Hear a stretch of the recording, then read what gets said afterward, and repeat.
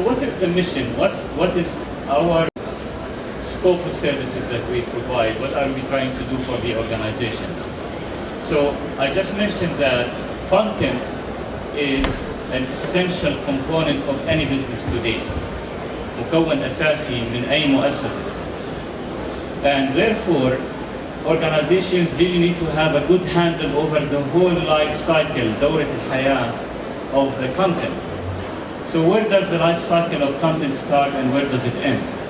It starts with actually knowing what content you need, who is in charge of creating that content, where do you get it, what are the rules that you follow in getting the content and approving it. So we're talking about a consultancy level service in creating and developing the policies and procedures that relate to content at the organization, be it their policies, procedures, the workforce structures, the roles and responsibilities, and we would even help them recruit if they decide to insource this service. However, as part of the continuous life cycle, the complete life cycle of content, we also help the clients create the content on their behalf. So they outsource the content creation function to Tawatur. This could be generic business content or could be specialized content. And we have the teams who have the ability. I think you need to plug in the power of the computer, otherwise it will shut down. So the life cycle goes until we actually manage the content management system on behalf of our clients. So we publish the content, we do quality assurance, and then we get feedback from the consumers of this content, and we help close the cycle by modifying our practices based on this feedback. Next slide, please. طبعا the challenge, تحدي. كل انتربرنور تطلع له تحديات.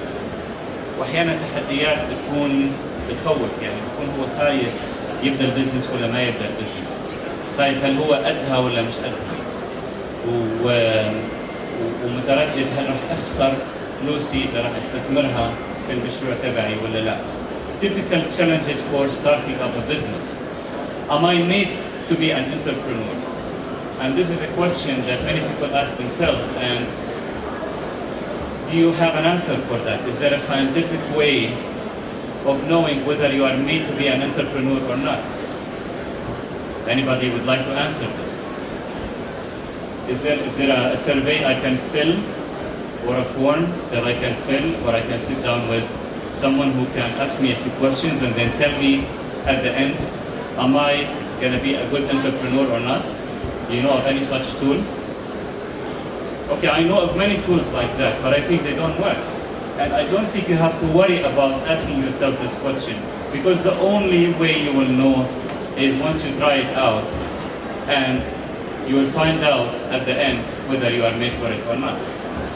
So challenges include risk of losing your money. It includes whether our culture here really accept failures or not. You know, and it's kind of a shame here for us to fail, which is a hindrance to starting up and running your business, because you don't want your cousins and relatives and friends to point at you and say, this is the guy who lost his money trying to do business. So this is a challenge that we have to work with.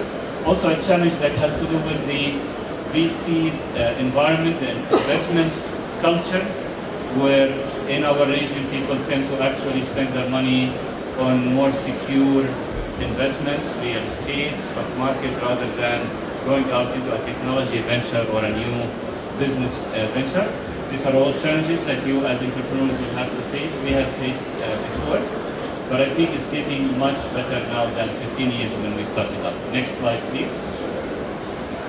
I mentioned some of our clients. QTEL is our first and largest customer.